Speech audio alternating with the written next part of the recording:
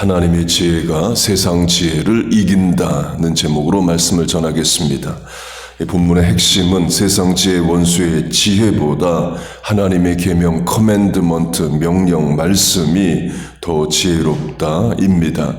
세상이 원수가 지혜롭지 않다가 아닙니다. 원수도 지혜로워요. 그러나 하나님 말씀이 더 지혜로우니 하나님 말씀을 붙잡고 의지하는 자 이기고 승리한다를 말합니다. 지혜로 번역된 히브리어가 가장 먼저 나오는 장면은 이집트 왕의 지혜입니다. 히브리인들의 수를 줄이려는 지혜의 장면이에요. 출애굽기 1장 그들에게 대하여 지혜롭게 하자. 원수의 지혜, 세상의 지혜를 말하죠. 이집트가 히브리인들을 노예로 부리고 있었습니다. 그런데 어느 순간부터 이집트인보다 히브리인들이 더 많아졌어요. 그러자 이집트 왕이 히브리인들이 반란할 것을 걱정합니다. 그래서 지혜를 동원해요. 히브리인들에게 노역, 고역을 더해서 출산을 줄이거나 또는 아들을 낳으면 하수에 던져 죽이라는 명령까지 합니다. 그래서 모세가 강물에 떠내려가는 일도 있죠. 지금의 중국 공산당도 비슷합니다. 소수민족의 땅이 40% 정도 된대요. 소수민족 다 독립하면 중국은 이제 쪼그라듭니다. 연변 자치구 조선족 있고 신장 위구르, 티벳, 내몽골 등 많은 땅과 민족이 있습니다. 그래서 그들의 수를 줄이려고 합니다. 그러니까 한족과의 혼인 정책도 장려를 하고 소수민족 언어 약화시키려고 하고 소수민족 땅에 살면 아무 혜택이 없는데 자기 민족의 땅을 벗어나서 한족 땅으로 옮기면 많은 혜택을 줘서 인구를 분산시키고 감소시킵니다. 그래서 지금은 연변 조선족 자치구의 조선족보다 한족이 훨씬 더 많답니다. 구약에서도 신약에서도 모두 나오는 터키, 지금 튀르키예로 부르는 나라도 마찬가지입니다. 터키가 유럽연합에 못 들어가는 이유 중 하나가 쿠르드족 핍박 문제이에요. 쿠르드라는 민족이 있는데 5천만 명이 넘습니다. 그런데 자기 나라 영토 없이 시리아, 터키 등지에 흩어져서 삽니다. 세계 최대 난민 집단이에요. 터키도 시리아도 다 쿠르드족을 핍박합니다. 그들이 수가 많고 하게 되면 또 이미 수가 많은데 땅 달라 독립하겠다 하게 되면 터키 땅, 시리아 땅이 줄어들죠. 그래서 쿠르드족 말살 정책 하고 있습니다. 그렇게 이집트 왕이 지혜를 사용합니다. 그 지혜의 일정 기간 히브리인들이 고통을 당합니다. 모세 태어나서 80세가 돼야 출애굽이 일어나니까 일정 기간을 또는 긴 기간을 악한 지혜의 고통을 당합니다. 적용하면 하나님이 당장 문제를 해결하시지 않고 악한 지혜의 성도가 고통 중에 있게 놔두시는 때도 있습니다. 우리도 마찬가지죠. 우리가 기도하면 그 즉시 모든 문제가 다 해결되는 건 아닙니다. 일정 기간 고통도 당하고 문제 가운데 있기도 합니다. 이때 왜 하나님이 그렇게 하시느냐를 물어야 답이 잘 안 나옵니다. 하나님 일일이 다 설명 안 하시고 설명하신다 해도 우리가 이해와 동의를 못합니다. 하나님의 때와 방법이 있습니다. 그걸 인정하는 것도 인내하는 것도 다 신앙입니다. 그렇게 이집트 왕이 악한 지혜로 하나님의 백성을 핍박하고 죽입니다. 계속 노예로 부리고자 함이죠. 그러나 하나님이 이기십니다. 하나님의 때에 하나님의 방법으로 출애굽을 시키셔요. 10가지 재앙과 홍해 도하가 그겁니다. 10가지 재앙 중에서 1번 재앙, 물이 피가 되는 재앙과 2번 재앙, 개구리가 올라와서 이집트인들을 괴롭히는 재앙은 애굽의 술사들도 따라합니다. 그러니까 사기든 속임수든 마귀역사든 이집트 술사들도 어느 정도의 기적을 일으킵니다. 전설한 대로 세상 지혜가 안 지혜롭다가 아닙니다. 악인도 지혜로운데 하나님이 더 지혜로우시고 전능하시니 결국에 하나님이 이기신다를 말합니다. 그래서 이집트의 술사들도 또 일정량의 지혜와 또 기적을 행해요. 그러나 3번 재앙부터는 따라하지를 못합니다. 하나님이 능력 있으시다, 전능하시다를 말합니다. 10가지 재앙은 하나님의 능력을 증거하시는 차원도 있고 동시에 이집트의 신들을 벌하시는 차원도 있고 애굽 왕과 이집트인들을 심판하시는 차원이 다 있습니다. 1번 이집트의 모든 물이 피가 되는 것은 이집트의 하수의 신을 하나님이 무력화시키시는 겁니다. 세계 최대 긴 강이 나일강입니다. 이집트 인구 99%가 나일강을 끼고 살아간답니다. 국토 전체가 광야 사막이라서 다른 데는 못 삽니다. 그 나일강은 이집트의 신입니다.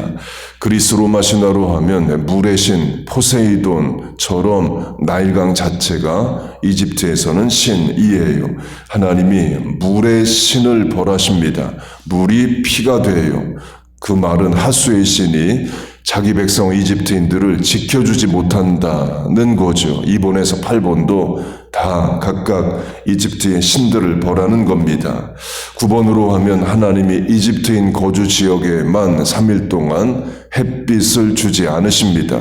태양이 무력화되어 흑암 가운데 거하게 됩니다. 이것도 이집트의 신을 벌하는 겁니다. 이집트의 팔리테이즘, 만신론, 다신론의 가장 큰 신 중 하나가 태양신입니다.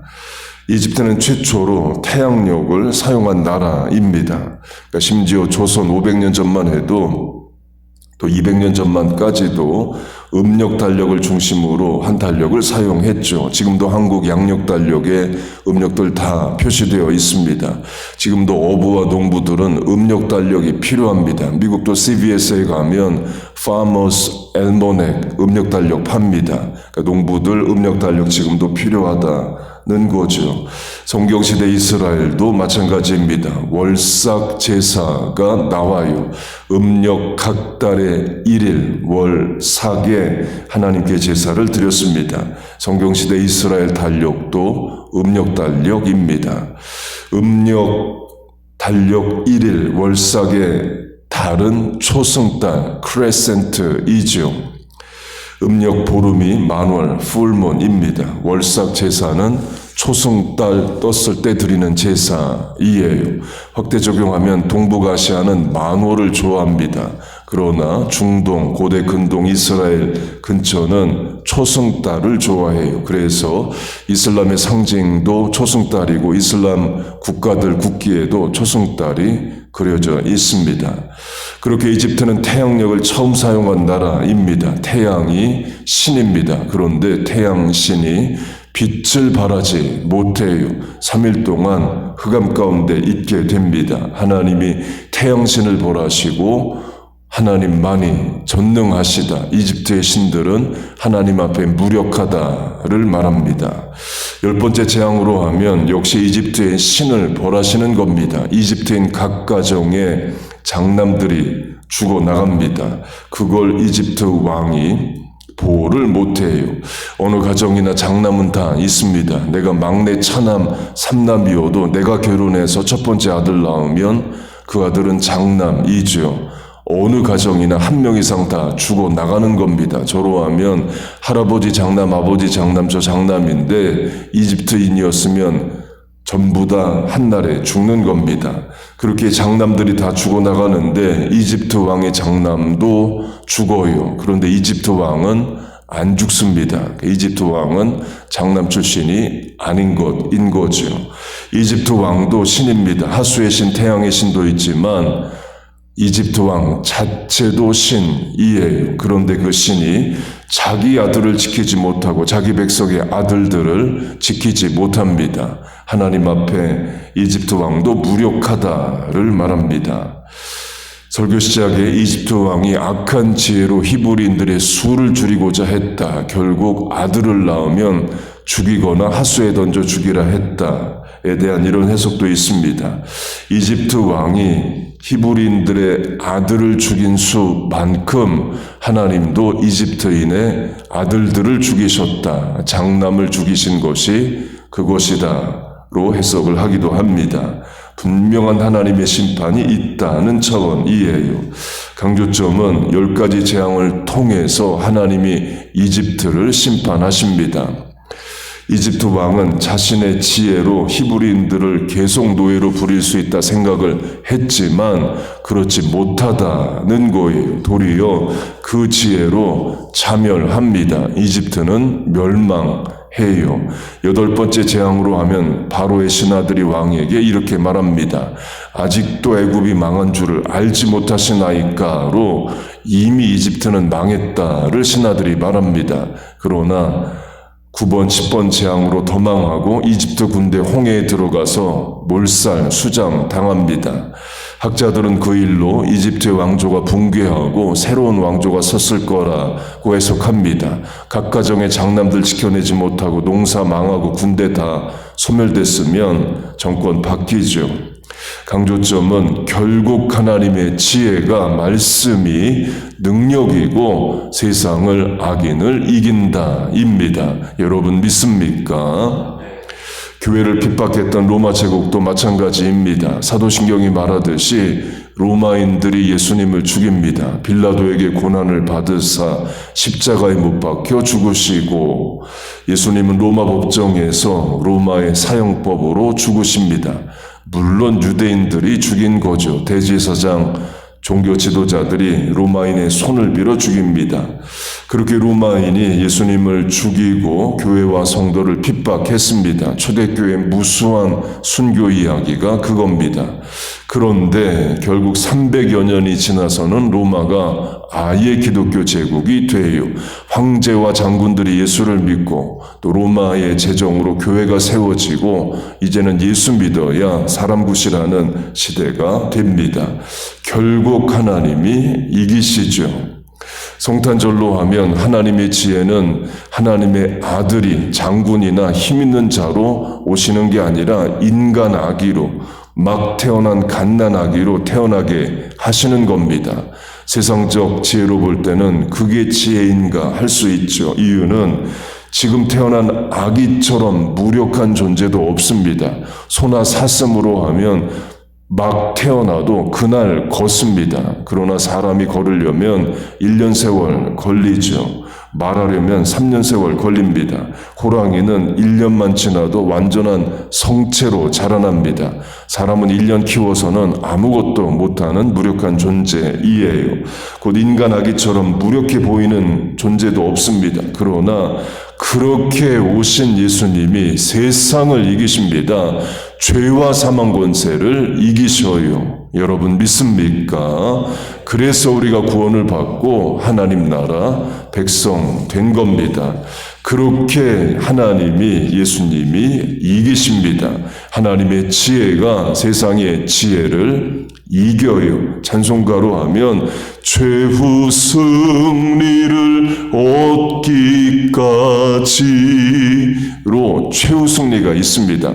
매번의 승리는 아닐 수 있습니다. 그러나 최후 승리가 성도에게 있어요. 그 하나님을 믿고 말씀 붙잡고 사명 감당하며 오늘도 살아가는 겁니다. 오늘 졌다고 해서 최후 승리가 없는 게 아니라는 거예요. 인내할 거 인내하고 견딜 거 견딜고 참을 거 참고 사명 감당하고 기도하고 살아가면 반드시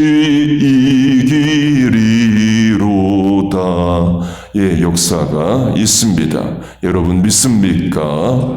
그 하나님을 믿고 오늘도 살아가는 우리 모두 되시기를 주의 이름으로 축복하고 축원합니다.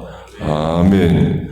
기도하겠습니다. 하나님 아버지, 늘 하나님 의지하고 소망하고 기도하는 새벽 성도의 삶에 하늘의 지혜를 주옵소서. 하나님의 말씀이 하나님이 주시는 판단력이 세상과 악인을 이기는 지혜가 되게 하여 주옵소서. 인간 경험의 총량보다 한 문장의 하나님 말씀이 더 지혜로운 줄로 믿습니다. 그 말씀 오늘도 듣고 살아갑니다. 붙잡고 믿고 의지합니다. 사랑하고 소망합니다. 주여 말씀이 우리와 자녀들의 지혜와 분별력과 능력이 되게 하여 주옵소서. 오늘도 기도합니다. 새벽 성도의 기도에 하나님 긍휼히 여기시고 응답하여 주시고 사람이 할 수 없는 하나님의 전능하심이 역사하게 하여 주시옵소서. 예수님의 이름으로 기도하옵나이다. 아멘.